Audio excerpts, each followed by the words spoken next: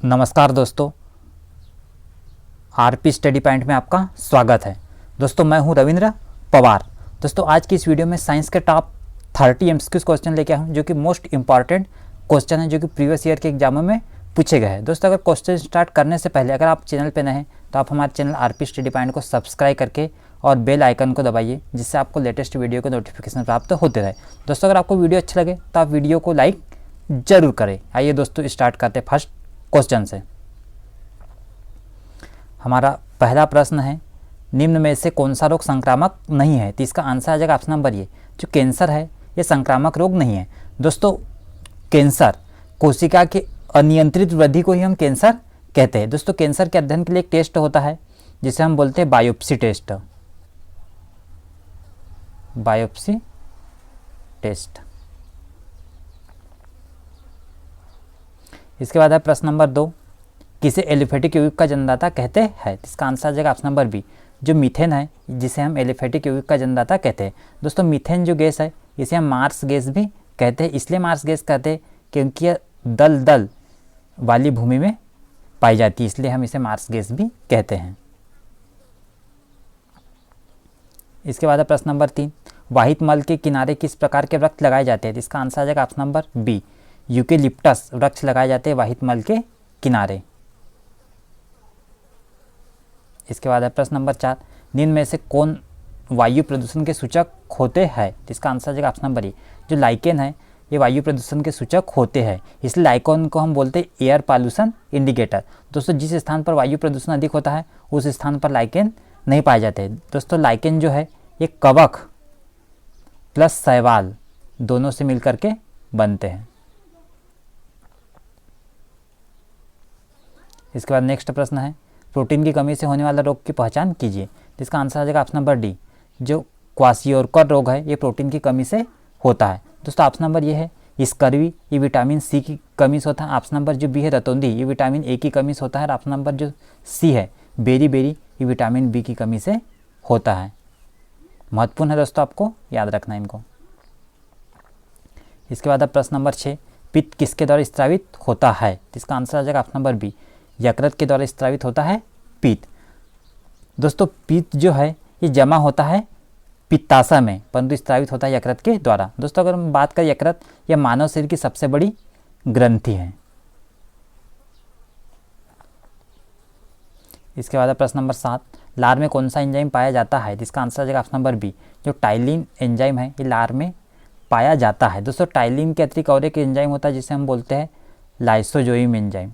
Lysozyme enzyme ये भी लार में पाया जाता है टाइलिन के साथ में। इसके बाद प्रश्न नंबर 8, जीवित कोशिका की खोज किस वैज्ञानिक ने की? इसका आंसर आ जाएगा ऑप्शन नंबर डी, जो ल्यूवेनहाक है इन्होंने जीवित कोशिका की खोज की। अगर हम बात करें कि कोशिका की खोज किसने की, तो कोशिका की खोज रॉबर्ट हुक ने की। अगर ऑप्शन नंबर सी की बात करें रॉबर्ट ब्राउन ने कोशिका के अंदर जो है केंद्रक की खोज की थी और रॉबर्ट हुक ने कोशिका की खोज की। इसके बाद प्रश्न नंबर 9, निम्न में से कौन सा विटामिन जनन क्रियाओं के लिए अत्यंत महत्वपूर्ण है? इसका सही आंसर है ऑप्शन नंबर डी, जो विटामिन ई है ये जनन क्रियाओं के लिए अत्यंत महत्वपूर्ण विटामिन है। अगर हम ऑप्शन नंबर ए की बात करें विटामिन ए का जो रासायनिक नाम है ये है रेटिनाल। ऑप्शन नंबर बी जो विटामिन डी इसका रासायनिक नाम है कैल्सीफेराल। ऑप्शन नंबर जो सी है कि विटामिन के इसका जो रासायनिक नाम है ये फिलोक्विनोन। दोस्तों महत्वपूर्ण एग्जाम में पूछी जाती है, आपको याद रखना है। इसके बाद प्रश्न नंबर 10, डेंगू बुखार में मानव शरीर में किसकी कमी हो जाती है? इसका आंसर आ जाएगा ऑप्शन नंबर डी, जो प्लेटलेट्स है इसकी कमी हो जाती है डेंगू बुखार में मानव शरीर में। दोस्तों जो डेंगू बुखार है जिसे हम बोलते हैं हड्डी तोड़ बुखार भी।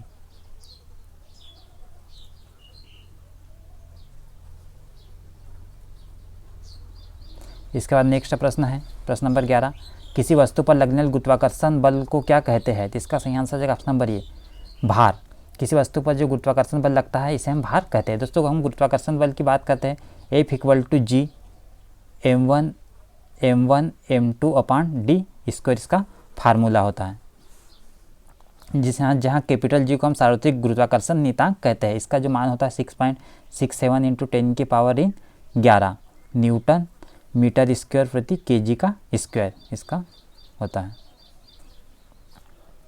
इसके बाद प्रश्न नंबर 12, झूले पर बैठे एक लड़के की गति होती है, जिसका सही आंसर आ जाएगा ऑप्शन नंबर डी, जो आवर्ती गति होती है झूले पर बैठे एक लड़के की गति। दोस्तों अगर हम बात करें आवर्ती गति की, तो आवर्ती गति वह गति होती है जब कोई वस्तु या पिंड एक निश्चित समय अंतराल पर एक निश्चित पथ पर गति करता है, जिसे हम बोलते हैं आवर्ती गति।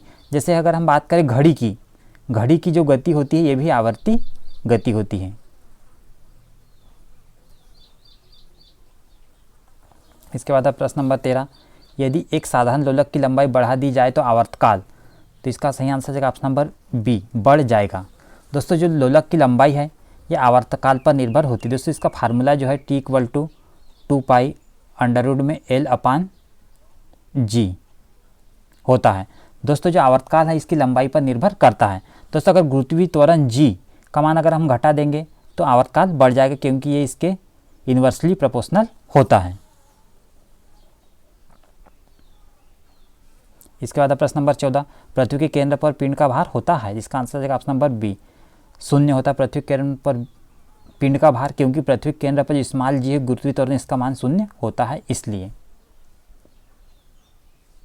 इसके बाद प्रश्न नंबर 15, पानी का क्वथनांक होता है, जिसका आंसर है ऑप्शन नंबर सी, 212 फ़ारेनहाइट होता है पानी का क्वथनांक। दोस्तों क्वथनांक है जिसे हम बोलते हैं बॉइलिंग पॉइंट।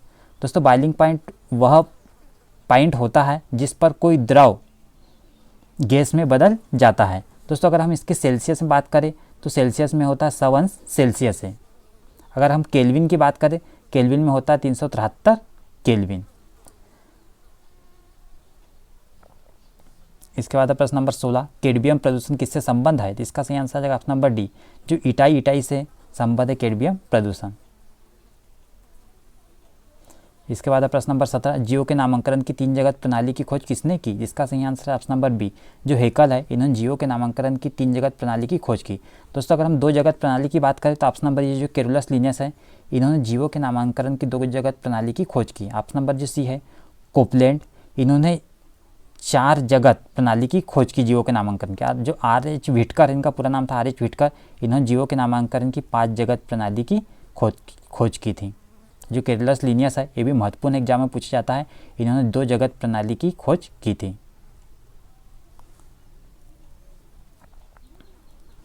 इसके बाद है प्रश्न नंबर 18, मानव मस्तिष्क का वजन कितना होता है, तो इसका सही आंसर आ जाएगा ऑप्शन नंबर ये, शरीर के वजन का 2% होता है मानव मस्तिष्क का वजन। दोस्तों अगर हम बात करें मस्तिष्क का वजन ये 1400 ग्राम होता है पुरुषों में और 1350 ग्राम होता है स्त्रियों में। इसके बाद नेक्स्ट प्रश्न, वस्तु के जड़त्व को किससे मापा जाता है, इसका आंसर ऑप्शन नंबर डी, द्रव्यमान। जो वस्तु का जड़त्व है इसे हम द्रव्यमान से मापते हैं। इसके बाद प्रश्न नंबर 20, जल से भय किस रोग का लक्षण है, जिसका आंसर है ऑप्शन नंबर डी, रेबीज जल से भय रोग का लक्षण है। रेबीज जिसे हम बोलते हैं हाइड्रोफीबिया, हाइड्रोफीबिया बोलते हैं जिसको, ये पागल कुत्ते पागल भेड़ियों के काटने से होता है। दोस्तों इससे बचने के लिए रेबीज का टीका लगाया जाता है। इसके बाद प्रश्न नंबर 21, मनुष्य के हृदय में कितने कोष्ठ होते हैं, जिसका सही आंसर है ऑप्शन नंबर ए, मनुष्य के हृदय में 4 कोष्ठ होते हैं, जिसमें से 2 आलिंद होते हैं और 2 नीलय होते हैं। इसके बाद प्रश्न नंबर 22, किस रुधिर वर्ग में कोई एंटीजन नहीं पाई जाती है, इसका सही आंसर ऑप्शन नंबर डी, जो रुधिर वर्ग वो है इसमें कोई एंटीजन नहीं पाया जाता है। परंतु अगर हम एंटीबॉडी की बात करें तो इसमें ए और बी दोनों एंटीबॉडी पाई जाती है। जो दोस्तों जो ब्लड ग्रुप वो है इसे हम बोलते हैं यूनिवर्सल डोनर, यूनिवर्सल डोनर। इसके बाद नेक्स्ट प्रश्न है प्रश्न नंबर 23, कौन सी अस्थि मनुष्य के जन्म के समय पूर्ण विकसित होती है, इसका सही आंसर ऑप्शन नंबर ए, जो कान की अस्थि होती है ये जन्म के समय पूर्ण विकसित होती है। इसके बाद है प्रश्न नंबर 24, निम्न में से कौन सरीसृप व स्तनियों के बीच की कड़ी कही जाती है, इसका सही आंसर आ जाएगा ऑप्शन नंबर डी, जो प्रोटोथेरिया है इसे हम सरीसृप व स्तनियों के बीच की कड़ी कहते हैं। जो ऑप्शन नंबर ये है युगलिना, इन्हें हम जंतु पादप के बीच की कड़ी कहते हैं। इसके बाद है प्रश्न नंबर 25, कॉन्टैक्ट लेंस सामान्य रूप से किससे बनते हैं? तो दोस्तों इसका जो आंसर आ जाएगा दोस्तों ये गलत, ऑप्शन नंबर जो डी है ये गलत टाइप होगा, नायलॉन नायलॉन 2 बार हो गया। इसका जो आंसर आ जाएगा हाइड्रोजेल। जो कॉन्टैक्ट लेंस है ये हाइड्रोजेल से बने होते हैं। और दोस्तों जो है कॉन्टैक्ट लेंस यह कार्निया का रोग उपचारक लेंस होता है, आपको याद रखना है। किसका? कार्निया का रोग उपचारक लेंस होता है कॉन्टैक्ट लेंस। इसके बाद अब प्रश्न नंबर 26, अवतल दर्पण में जब वस्तु को फोकस पर रखेंगे तो उसका प्रतिबिंब कहाँ बनेगा? तो इसका सही आंसर आ जाएगा ऑप्शन नंबर डी, अनंत पर बनेगा। अगर अवतल दर्पण में जब वस्तु को फोकस पर रखेंगे तो उसका प्रतिबिंब अनंत पर बनेगा। दोस्तों इसके विपरीत जब वस्तु को हम अनंत पर रखेंगे तब उसका जो प्रतिबिंब बनेगा ये बनेगा फोकस पर। दोस्तों अगर हम बात करें अवतल दर्पण, तो अवतल दर्पण का जो उपयोग है गाड़ी के हेडलाइट में किया जाता है, हेडलाइट में, और दाढ़ी बनाने के लिए भी अवतल दर्पण का ही उपयोग हम करते हैं। प्रश्न नंबर 27, महिलाओं की नसबंदी को क्या कहा जाता है? जिसका सही आंसर आ जाएगा ऑप्शन नंबर बी, ट्यूबेक्टोमी महिलाओं की नसबंदी को कहा जाता है। अगर हम बात करें कि पुरुषों की नसबंदी को क्या कहते हैं, तो ऑप्शन नंबर ये जो है वेसेक्टोमी, ये हम पुरुषों की नसबंदी को कहते हैं। इसके बाद अब प्रश्न नंबर 28, इनमें से कौन सा पुष्प का मादा जनन भाग कहलाता है? इसका सही आंसर है ऑप्शन नंबर डी, जो जायांग है ये पुष्प का मादा जनन भाग कहलाता है। दोस्तों अगर हम बात करें कि पुष्प का नर जनन भाग कौन सा है, तो जो पुमंग है इसे हम पुष्प का नर जनन भाग कहते हैं। इसके बाद नेक्स्ट प्रश्न है, ऑक्टोपस किस संघ से संबंधित है? इसका सही आंसर आ जाएगा ऑप्शन नंबर ए, संघ मोलस्का संघ से संबंधित है ऑक्टोपस। इसके बाद अंतिम प्रश्न है प्रश्न नंबर 30, निम्न में से कौन डाइसैकेराइड कार्बोहाइड्रेट है? तो इसका सही आंसर आ जाएगा ऑप्शन नंबर ए, जो माल्टोज है ये डाइसैकेराइड कार्बोहाइड्रेट है डाइसैकेराइड। दोस्तों अगर हम बात करें कि डाइसैकेराइड कार्बोहाइड्रेट ये मोनोसैकेराइड जो कार्बोहाइड्रेट होता है इसके दो अणुओं के मिलने से बनता है डाइसैकेराइड कार्बोहाइड्रेट। अगर हम ऑप्शन नंबर बी की बात करें, जो सेलुलोज है यह है पॉलीसैकेराइड कार्बोहाइड्रेट। ऑप्शन नंबर जो सी है ग्लूकोज है यह है मोनोसैकेराइड कार्बोहाइड्रेट। इसलिए इसका आंसर आ जाएगा ऑप्शन नंबर ये, जो माल्टोस है यह है डाइसैकेराइड कार्बोहाइड्रेट्स। तो दोस्तों ये 30 महत्वपूर्ण प्रश्न थे। आज की वीडियो में इतने ही। दोस्तों अगर आपको वीडियो अच्छा लगा तो आप वीडियो को लाइक जरूर करें और अपने दोस्तों में शेयर करें। अगर आप चैनल पर नए हैं तो आप हमारे चैनल आरपी स्टडी पॉइंट को सब्सक्राइब जरूर करें। Thank you for watching.